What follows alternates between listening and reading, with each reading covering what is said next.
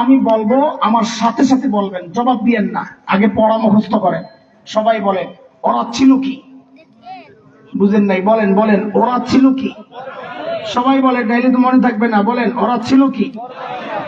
অবাক হওয়ার মতো একটা ভাব নিয়ে বলেন, হইল কি? সবাই না বললে, সবাই বললে তো আওয়াজটা একটু বড় হওয়ার কথা। এত কাম জুসি করেন কেন মিয়া? সব কাম আমারই দিয়ে রাখছে। বলেন, ওরা ছিল কি?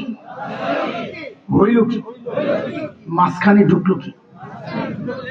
বুঝেন আগে তো, বলতে মজা লাগবে। ওরা ছিল কি? ওরা মানে কারা? আগে কর। সাহাবায়ে কেরাম, নবীর সঙ্গীরা, ইমানের সাথে যারা সাথী ছিলেন। ছিল কি? ছিল মানব ইতিহাসের সবচেয়ে খারাপ মানুষ। বলে বারবার এই কথা কেমনে বলেন আপনি? বলে ভাই, হিসাব সোজা। ডাক্তার যেহেতু সবচেয়ে বড়, বোঝা গেল যাদের চিকিৎসার জন্য পাঠানো হয়েছে ওরা রোগীও ছিল সবচেয়ে বড়। তো ছিল কি? সবচাইতে খারাপ মানুষ। হইল কি? সবচাইতে ভালো মানুষ। আশ্চর্য কথা, সবচাইতে খারাপ মানুষগুলো সবচাইতে ভালো মানুষ হয়ে গেল কিসের ছোঁয়ায়? মাঝখানে কি ঢুকছে? বলে কোরআন আল কারীম। কি ঢুকছে? বলেন, কি ঢুকছে? এইবার বলেন, দেখবেন আলাদা একটা মজা লাগবে। বলেন, ওরা ছিল কি? হইল কি? মাঝখানে ঢুকলো কি? বুঝে আসছে কথা? আমি বুঝাবো পরে ইনশাআল্লাহ। আগে এটারে প্যাকেট করে রাখেন, পকেটে গিট্টু লাগান, আর পটলা পরে করবো ইনশাআল্লাহ তাআলা। আরেকটা পটলা বানাই আমাদেরকে নিয়ে। 3 কথা দেখেন। সাহাবায়ে কেরাম যে পাপাচার ছেড়ে সাহাবী হয়েছে, এই সমাজের মানুষ ওই পাপাচার গুলো এমন একটাও নাই যা করে না, বরং বেশি মাত্রায় করে। ওই বর্বররা কোনোদিন নিজের দেশের সম্পদ বাহিরে পাচার করেছিল? এই সমাজের বর্বররা তাও করেছে।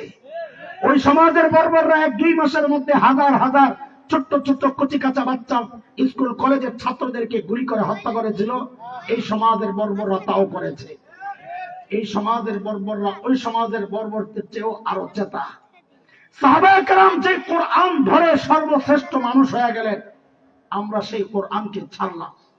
বলেন তো, এটা আমাদের জন্য গর্বের কাজ হয়েছে না আফসোসের কাজ? তা আমাদের 3 কথা এবার মিলাইয়া বইলা ফেলেন। বলেন আমার সাথে, ধরলাম কি? আফসোসের সুরে বলবেন, ছাড়লাম কি? মুনাজাতের মতো মনোজাত দেন যে এরকম হাত ওঠান, এরকম হাত ওঠান। ওঠা এবার কপালে একটা জোরে বাড়ি মারার বলেন, আরে করলাম। ওই পটলা বাইর করেন, খোলেন। বলেন 3 কথা কি কি? ওরা ছিল কি? হইল কি? মাঝখানে দেখেন, ছিল কি বলা হয়ে গেছে।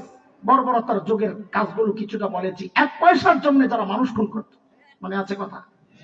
যারা মূর্তি সাথে করে নিয়ে যাইত যেন পূজা মিথ্যা হয়, যারা মেয়ের বাবা এই কলঙ্ক থেকে, সামাজিক কলঙ্ক থেকে বাঁচার জন্য নিজের কলিজার টুকরা মেয়েকে জীবন্ত দাফন করত, এই হচ্ছে ওদের ছিল। সেই মানুষগুলাই কোরআনের ছোঁয়ায় ছায়াতলে এসে আল্লাহর হাবিব সাল্লাল্লাহু আলাইহি ওয়াসাল্লামের উত্তম চরিত্র মাধুর্যের ছোঁয়া পেয়ে সেই মানুষগুলাই কি হইল, একদম সাহাবীর কথা আপনাদেরকে শোনাই ছোট্ট করে। প্রত্যেক সাহাবী আমাদের জন্য এরকম আদর্শ। জীবন পরিবর্তিত জীবনটা আমাদের আদর্শ। পাপ করেছেন ওইটা না, পাপের পরে যে তওবা করেছেন এটা আমাদের জন্য আদর্শ। প্রত্যেক সাহাবী। আপনাদের জানা থাকার কথা, শহীদকে দাফন করার কিছু ব্যতিক্রম সিস্টেম আছে, জানেন কিনা সেটা? হ্যাঁ, জানলে বলেন কি সেটা বলেন। গোসল ছাড়া দাফন করতে হয়। মাশাআল্লাহ। শুধু গোসল ছাড়া না, ওই রক্তাক্ত কাপড় যা সহ সে শহীদ হয়েছে, ওই কাপড় সহই তাকে কবরে ঢুকাইতে হয়। কেন? আমি আপনি হাসরের মাঠে কোন অবস্থায় উঠবো আল্লাহই জানেন। হাদিসের কথা, ইন্নাকুম তুহশারুন কামা তামুতুন। মৃত্যু যে অবস্থায় হয়েছে, হাসর ওই অবস্থায় হবে। এই জন্য বলি রে যুবক, হেডফোনটা লাগাইয়া ঘুমাইয়া যায় না। আল্লাহ না করুন যদি ওই অবস্থায় মৃত্যু হয়ে যায়, হাসরের মাঠেও গান শুনতে শুনতে উঠা লাগবে। আল্লাহ হেফাজত করুক। শহীদকে দাফন করার সময় গোসল এই জন্য দেওয়া হয় না, শহীদ যখন হাসরের মাঠে উঠবে তার শরীর থেকে তাজা রক্তগুলো টপ টপ করে ঝরবে, আর ওই রক্ত থেকে মেশক আম্বরের ঘ্রাণ বের হতে থাকবে। হযরত আব্দুর রহমান ইবনে আউফ বলেন, যখন মুসআবকে দাফন করতে আনছি, সিস্টেম অনুযায়ী তার শরীরের কাপড় দিয়েই তো তাকে দাফন করব, কিন্তু দেখি যে মুসআবের শরীরের মধ্যে পর্যাপ্ত কাপড় নাই যা দিয়ে আমি দাফন করব। আরে কোন মুসআবের কথা শোনাচ্ছি? Smart boy hero of Mecca. সেই মুসআব ছিলেন কি, হইলেন কি দেখো। যুবক খেয়াল করো, হযরত আব্দুর রহমান ইবনে আউফ বলে তার শরীরের মধ্যে একটা টুকরা চাদর, পুরা চাদর ওটা টুকরা, ওইটা দিয়া কোন রকম সতর ঢাইকা রাখছেন হযরত মুসআব। বলে কাপড়টা কত ছোট, হযরত আব্দুর রহমান ইবনে আউফ বলতেছেন আমি দেখাচ্ছি, হযরত আব্দুর রহমান দেখান নাই, আমি শুধু আপনাদেরকে বোঝানোর জন্য দেখাচ্ছি।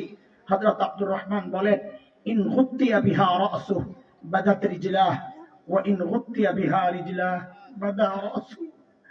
বড় ওই ছোট্ট টুকরাটা দিয়া যখন মুসআবের মাথাটা ঢাকি তো পাওটা খালি হয়ে যায়, টান দিয়া পাও ঢাকতে গেলে মাথা খালি হয়ে যায়। আল্লাহর হাবিবের কাছে দৌড়ে গেছে, ইয়া রাসূলুল্লাহ মুসআবকে দাফন করার মতো পর্যাপ্ত কাপড় নাই, আর মাথা ঢাকতে গেলে আর পা খালি হয়ে যায়, পা ঢাকতে গেলে মাথা খালি হয়ে যায়, এখন কি করব? তো আল্লাহর হাবিব বললেন আমার মুসআবের মাথাটা ঢেকে দাও। আরবের এক রকমের ঘাস আছে ইসখির বলে, শুধু হারামের মধ্যে যেই ঘাস ওঠানো জায়েজ, অন্য কোনো গাছ ওঠানো জায়েজ নাই, কাটা ভাঙ্গা জায়েজ নাই, শিকার করা জায়েজ নাই, শুধু ওই ঘাস। নবী তো ঘাস সহ বলেছিলেন। হযরত আব্বাস রাদিয়াল্লাহু তাআলা আনহু বললেন ইয়া রাসূলুল্লাহ এই ঘাস দিয়া কবরের কাজে লাগে, ঘর বানাইতে হয়, একটু সুযোগ দিলে আবার ওই যে লোহার যারা কামার যারা এটা দিয়ে আগুন জ্বালায় আর লোহার কাজ করে, এই ব্যাপারে একটু সুযোগ দিলে একটু সহজ হইতো। তো নবী আলাইহিস সালাম তখন খালি বলছেন ঠিক আছে, এই ঘাসের অনুমোদন দেওয়া হইলো। সেই ঘাসটা হচ্ছে ইসখির ঘাস। বলে মুসআবের মাথাটা ওর কাপড় দিয়া ঢেকে দাও, আর ওর পাও গুলা সেই ইসখির ঘাস দিয়া ঢেকে দাও। হাই ছিলেন কি, হলেন কি? অথচ যুবক, ব্র্যান্ডের প্যান্ট ছাড়া এখন তোমার চলে না, ব্র্যান্ডের শার্ট ছাড়া তোমার চলে না, ব্র্যান্ডের মোবাইল ছাড়া চলে না। অথচ হওয়ার কথা ছিল সাহাবীর তাকওয়া, আমার আর তোমার তাকওয়ার ব্র্যান্ড হওয়ার কথা ছিল। সাহাবীর কোরবানি, আমার আর তোমার কোরবানির ব্র্যান্ড হওয়ার কথা ছিল। সাহাবীর আমল, আমার আর তোমার আমলের ব্র্যান্ড হওয়ার কথা ছিল। এই যে পরিবর্তনটা, ছিলেন কি, হলেন কি, এই যে পরিবর্তনটা, বলেন সবাই চিৎকার করে কিসের ছোঁয়া? সবাই বলেন কিসের ছোঁয়ায়? এই তিন কথারে রাখেন আপাতত পকেটে। সাহাবীদেরকে নিয়ে কয় কথা ছিল, ছিল কি, হইল কি মাঝখানে, মানে